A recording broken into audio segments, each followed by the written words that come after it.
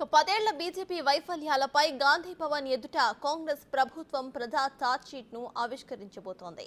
CM Revanth AICC incharge Deepa Das Munshi ఆధ్వర్యంలో విడుదల చేయబోతున్నారు. మోదీ పాలనను విమర్శిస్తూ గాంధీ భవన్ ఎదుట పెద్ద హోర్డింగ్స్ ను ఏర్పాటు చేశారు.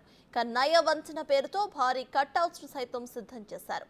10 ఏళ్ల మోసం 100 ఏళ్ల విధ్వంసం అంటూ బీజేపీ కేంద్ర ప్రభుత్వ వైఫల్యాల పేరుతో ఫ్లెక్సీలను ఏర్పాటు చేశారు.